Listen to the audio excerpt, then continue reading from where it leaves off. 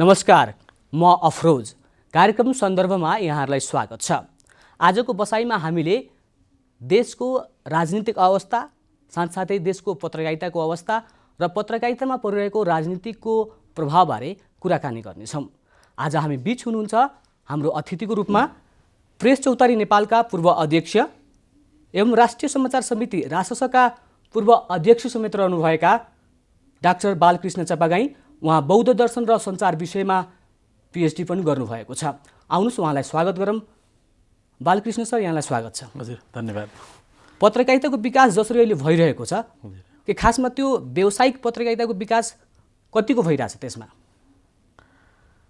अब जुन रूपमा व्यावसायिक पत्रकारिता हुनुपर्ने हो, फस्टाउनु पर्ने हो, त्यो भएको छैन। अब त्यो नहुनुभित्र विभिन्न कारणहरू छन्। एउटा त राजनीतिक कारण छ र दोस्रो व्यवहारिक कारणहरू पनि छन्। त्यसलाई बडो गहिरो ढङ्गले विश्लेषण गर्नु जरुरी छ। जस्तो व्यवहारिक भन्दा पनि राजनीतिक कस्ता कस्ता समस्याहरू छन् जसले गर्दा व्यावसायिक रूपमा? अब राजनीतिक हिसाबले भन्दाखेरि पहिला अब नेपाल लामो समयसम्म एउटा निरङ्कुश व्यवस्था नेपालमा कायम रह्यो। राणा शासन होस् अथवा त्यसपछि गइसकेको शाही शासनको अवस्था होस् अथवा निरङ्कुश व्यवस्थाको कुरा होस्, त्यो अवस्थामा अब प्रेस स्वतन्त्रता नै थिएन। जहाँ प्रेस स्वतन्त्रता हुँदैन, अब त्यहाँ जाने व्यावसायिक मिडिया फस्टाउने भन्ने कुरै भएन। अब 2046 साल पछाडि मात्रै नेपालमा बहुदलीय व्यवस्था आइसकेपछि मात्रै व्यावसायिक पत्रकारिताको नारा अगाडि आयो र केही प्रयासहरू पनि भए र त्यो प्रयास स्वरूप अब अहिले 2078 सालसम्म आइपुग्दाखेरि व्यावसायिक पत्रकारिताको प्रयास भइरहेको छ र सँगसँगै अब मिसन पत्रकारिता पनि चलिरहेको छ, भइरहेको छ र यही बीचको अवधिबाट मिसन पत्रकारिता र व्यावसायिक पत्रकारिताको बीचबाट नेपाली पत्रकारिता अगाडि बढिरहेछ भन्ने मलाई लाग्छ। यो मिसन पत्रकारिता भन्नुभयो, यो मिसन पत्रकारिताको कारण नै हो कि पत्रकारिताभित्र राजनीतिको प्रभाव बढी बढिरहेछ कि? पहिलो कुरा त पत्रकारिता भनेको जहिले पनि मिसनमै आधारित हुन्छ होइन। अब त्यसको मिसन के भन्ने कुरा हो होइन। अब त्यसमा त राजनीतिक मिसन पनि हुनसक्छ, अब सामाजिक उत्तरदायित्वको मिसन पनि हुनसक्छ होइन, अथवा धार्मिक मिसन पनि हुनसक्छ, अथवा वातावरणीय मिसन पनि हुनसक्छ होइन। अब विभिन्न खालको मिसन हुनसक्छ नि त। त्यसमा पत्रकारिता पनि त बीज मानिएको छ नि त होइन। पृथक पृथक विषयमा एउटा विविध पत्रकारिता को परिभाषा पनि फराकिलो भएको छ पछिल्लो समयमा। त्यसले गर्दाखेरि अब मूलत अब राजनीतिले नै धेरै कुरा निर्धारण गर्छ। मुलुकको राजनीतिक अवस्था कस्तो छ त्यस आधारमा त्यहाँको पत्रकारिता नै अगाडि बढेको हुन्छ भन्ने मलाई लाग्छ। जस्तो तपाईँले लगभग 4 दशक नेपालको पत्रकारितामा सक्रिय हुनुभएको छ, त्यसलाई बुझ्नु भएको छ त्यो क्षेत्रलाई पनि। हजुर हजुर। व्यावसायिक रूपमा पनि, मिसनको रूपमा पनि, अनि विभिन्न क्षेत्रमा पनि त्यो बुझ्नु भएको छ। जहिले पनि पत्रकारहरूको सुरक्षाको विषय पहिला पनि उठ्थ्यो, अहिले पनि उठ्छ। पत्रकारहरू कतिको सुरक्षित छन्? अब यस्तो छ, पत्रकारहरू अलिकति यो पेसा नै जोखिमपूर्ण पेसा हो होइन। यो चुनौतीपूर्ण पेसा हो। यो पेसाको यो नेचर नै अप्ठ्यारो हो भन्ने मलाई लाग्छ। त्यस हुनाले पत्रकारहरूको सुरक्षाको प्रश्न जुनसुकै समाजमा पनि केही न केही रूपमा रहिरहन्छ। किनभने पत्रकारिताले अन्याय अत्याचारको विरोध गर्छ, भ्रष्टाचारको विरोध गर्छ, सामाजिक न्यायको कुरा गर्छ, अनि त्यसपछि गएर सत्यको पक्षमा यसले कलम चलाउँछ। त्यसले गर्दाखेरि जसले सत्यको पक्षमा वकालत गर्छ, जसले न्यायको पक्षमा वकालत गर्छ, जसले भ्रष्टाचारको विरोध गर्छ, जसले अत्याचारको विरोध गर्छ, अब कसै न कसैलाई त त्यसले माथि त प्रहार भइरहेको हुन्छ नि। ऊ त अप्ठ्यारोमा परिरहेको हुन्छ। त्यो अप्ठ्यारोमा पर्ने पक्षले त पत्रकारलाई त एउटा तारो बनाएको हुन्छ, त निशाना बनाएको हुन्छ नि त। उनीहरूबाटै असुरक्षित हुने अवस्था रहन्छ र यसलाई चाहिँ नि राज्यले अथवा नागरिक समाजले यसलाई सुरक्षा, विशेष खालको सुरक्षा दिनुपर्ने हुन्छ र एकदम जोखिममुक्त पत्रकारिता चाहिँ हुन गाह्रो छ। जस्तो तपाईँ अब प्रेस चौतारीको 2 कार्यकाल अध्यक्ष हुनुभएको छ। हजुर हजुर। एउटा यो कम्युनिस्ट विचारधाराको वामपन्थी पत्रकार भनौँ न, हामी बुझ्ने गर्छौँ।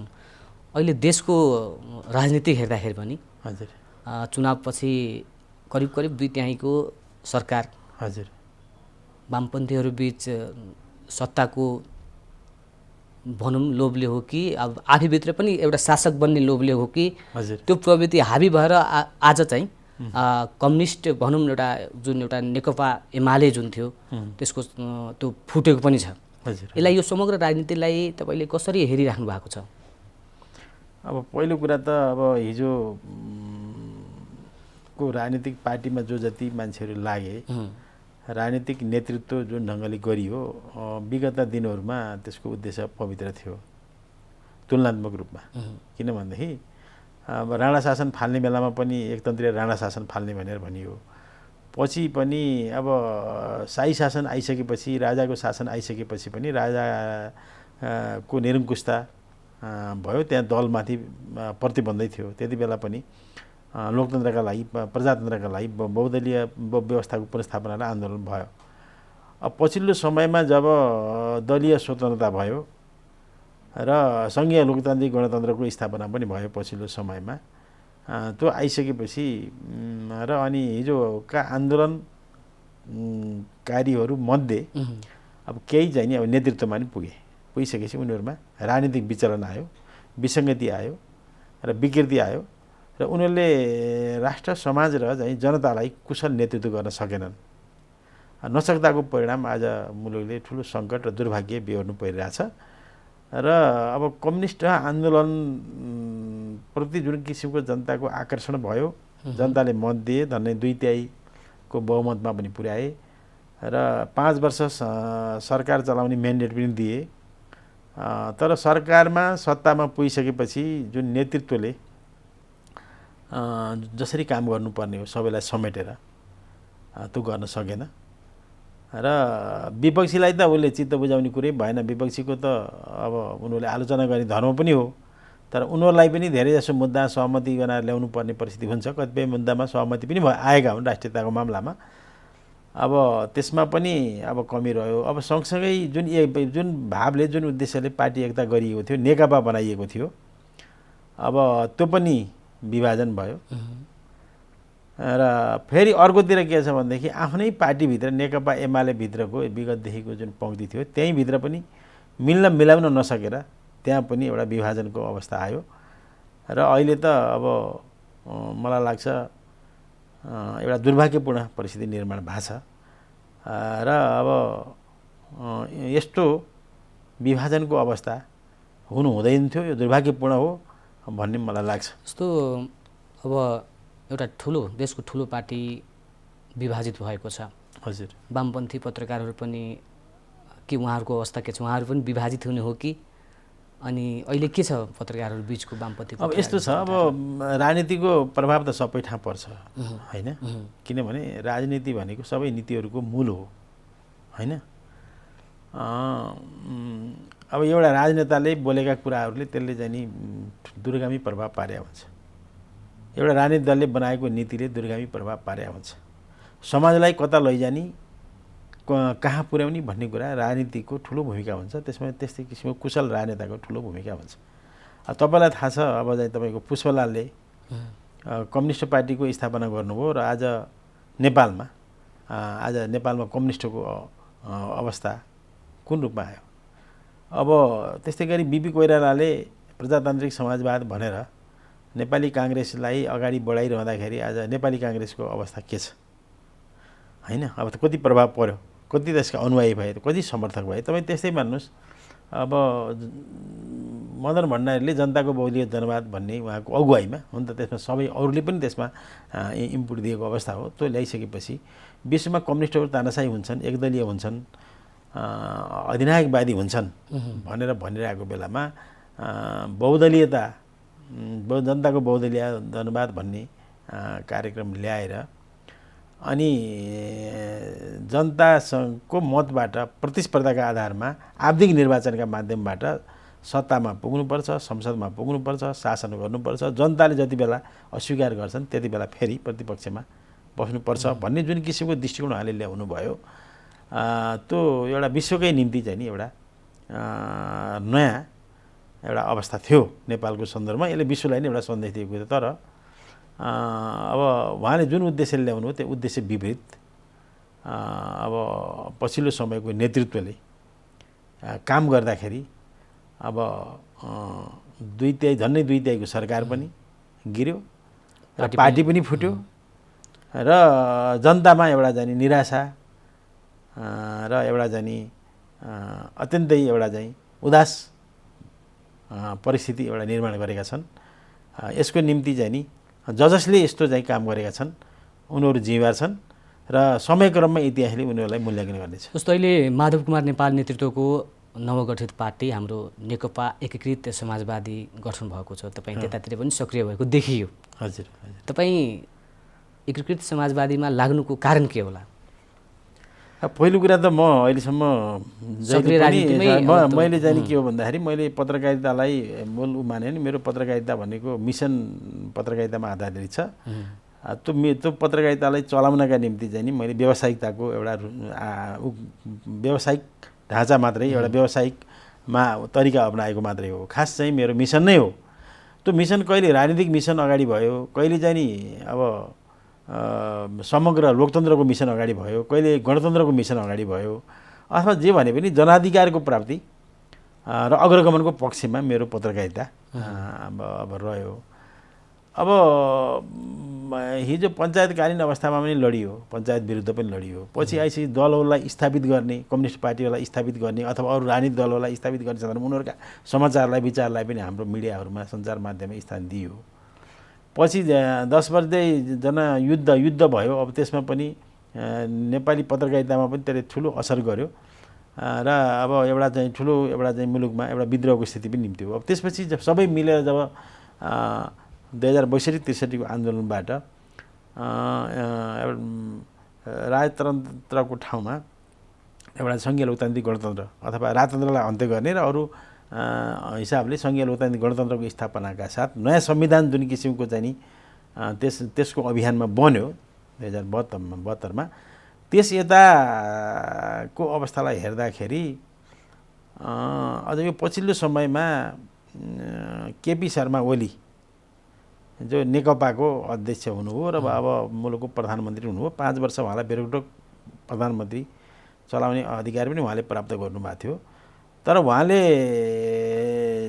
जुन किसिमले लिएर जानुपर्थ्यो सबैलाई समेटेर, होइन, प्रतिपक्ष होस् या आफ्नै पक्ष होस् या आफ्नो पक्षभित्रका पनि यो परिवर्तनका पक्षधरहरू, आन्दोलनका पक्षधरहरू र योगदान दिएका व्यक्तिहरू र समूहहरू सबैलाई जुन समेटेर लिएर जान सक्नु पर्थ्यो, त्यो सक्नु भएन। अरूलाई हेप्नु भयो, अरूलाई अपमान गर्नुभयो, अरूलाई निषेध गर्नुभयो र त्यसको परिणति के भयो भने उहाँ अन्ततः सत्ताबाट बाहिरिनु पर्यो र एकपटक राजनेता केपी ओली भनेर चाहिँ नि एउटा खालको चाहिँ नि उहाँले राम्रो एउटा चाहिँ नि ग्राउन्ड पनि बनाउनु भएको थियो।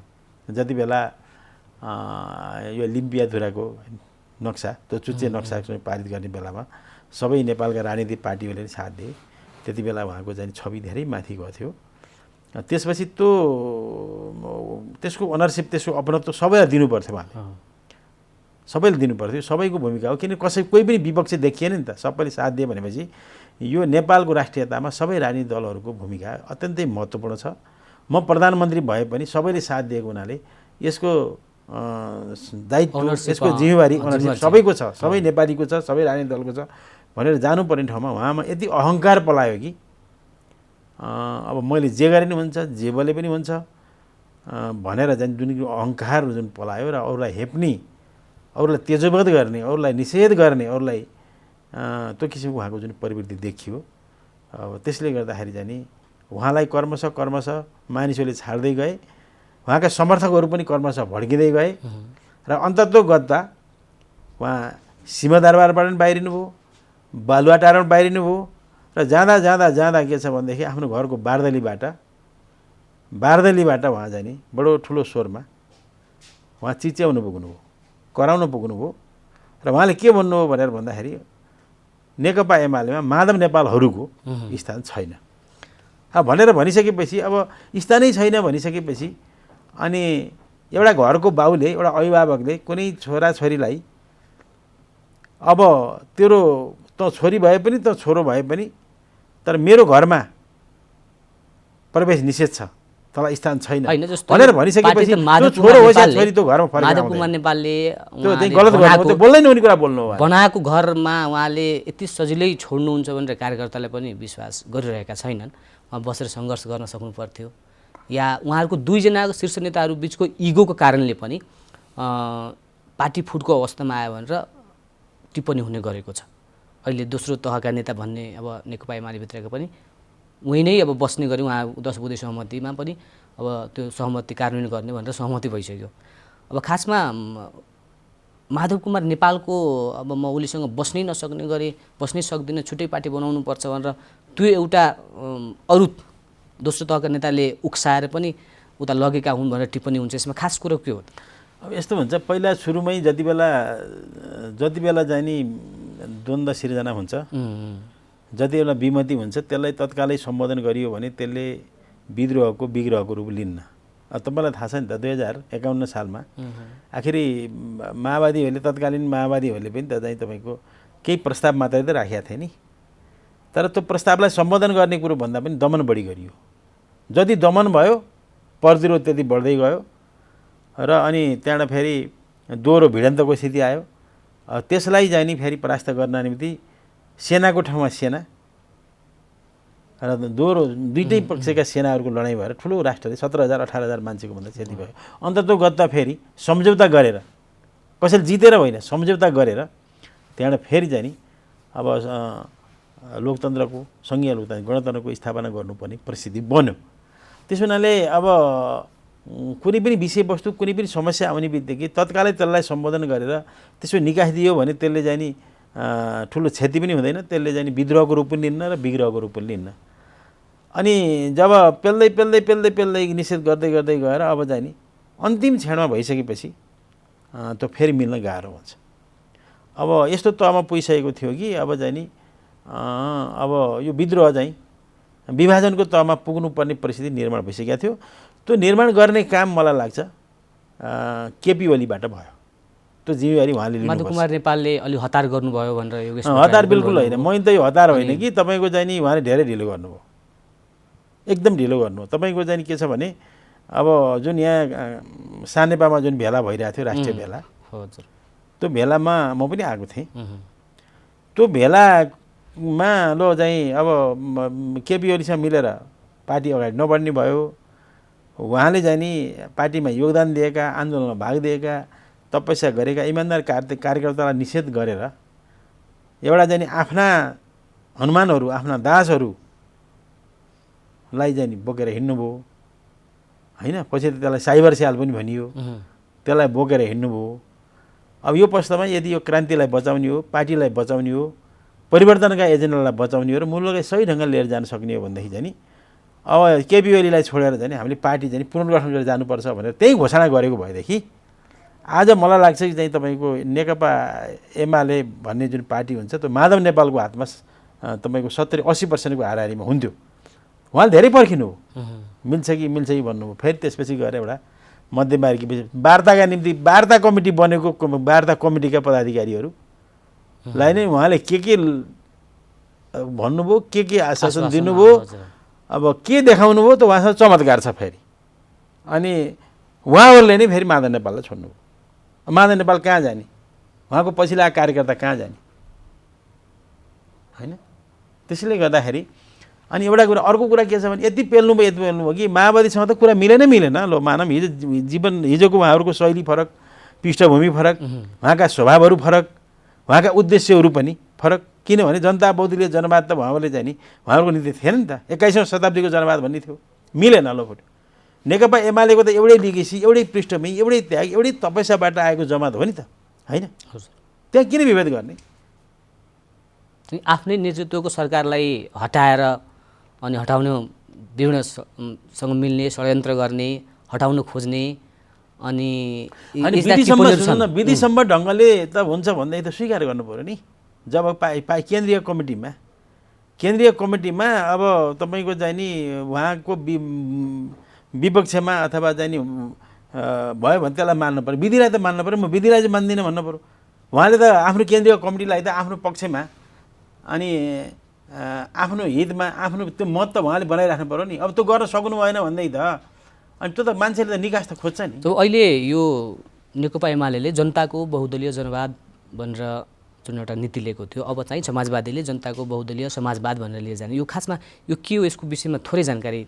अब एउटा कुरा, जति बेला जनताको बहुदलीय जनवाद भनेर जाने त्यो नीति आयो, अब जति बेला मदन भण्डारीको अगुवाईमा त्यो त्यति बेला सान्दर्भिक थियो, उपयोगी पनि थियो। अब त्यसपछि अब तपाईँ मान्नुहोस् 50 सालदेखि अब एक प्रकारले भन्दाखेरि अब अहिले त 78 भइसक्यो, 28 वर्ष होइन बितिसक्यो। अब त्यसो हुँदाखेरि यो 28 वर्षमा त विश्वमा त तपाईँको हेर्नु सूचना प्रविधिको क्षेत्रमा कति विकास भइरहेछ, मान्छेको मानवीय चिन्तन सोचाइ दृष्टिकोणमा कति परिवर्तन भइरहेछ। त्यति बेलाको जन्मेको मान्छे अहिले चाहिँ 28 वर्षको भइसक्यो, मुलुकको प्रधानमन्त्री हुने बेला भइसक्यो। त्यस पछाडि भएको विश्वको चाहिँ अब मानवीय चेतना, विकासका कुरा, सूचना प्रविधिका कुरा, अनि यी कुरामा त धेरै परिवर्तन भइसक्यो नि त। अनि त्यही कुरा चाहिँ त्यो जनता बहुदलीय जनवाद भन्ने कुरालाई मात्रै बेस मानेर ठिक छ, त्यो बहुदलीय समय सापेक्ष त्यो थियो, तर अब त्यसलाई चाहिँ परिमार्जन गर्नुपर्छ। त्यही रूपमा रहेर अब चाहिँ नि मदन भण्डारीको चाहिँ नि नेपालको कम्युनिस्ट आन्दोलनमा मदन भण्डारीको चाहिँ नि जनताको बहुदलीय जनवादले अब तपाईँको अहिलेसम्म चाहिँ नि थेगेछ भन्नु पऱ्यो नि। 25 वर्ष 26 वर्ष राम्रोसँग थेगेछ भन्नु, अब थेग्दैन। त्यसलाई एकदम परिमार्जन गर्नुपर्छ र त्यसपछि गइसकेपछि अबको मार्ग भनेको समाजवादकै मार्ग हो। एकीकृत समाजवादी पार्टीमा चाहिँ अब एमाले भित्रका तेस्रो तहका नेताहरू आउनु भएको छ। अब यो कसरी अगाडि बढ्छ त, यो पार्टी कसरी अगाडि बढ्छ, जनतालाई कसरी विश्वास दिलाउन सक्छ? नेकपा एमालेसँग रहेको एउटा सूर्य चिन्हको जुन एउटा लिगेसी छ, सूर्य चिन्हप्रतिको माया छ, अब त्यसलाई सबैलाई चिर्दै यो पार्टीले कसरी जनताको विश्वास अब यस्तो छ। अब त्यो लिगेसी भन्ने कुरो नि त्यो एकछिनलाई हो। तपाईँको अहिलेको चाहिँ नि अब तपाईँको हरेक हातमा मोबाइल छ। तपाईँले अहिले पहिला चुनाव चिन्ह पहिला तपाईँले चुनाव चिन्ह चिनाउन बहुत समय थियो।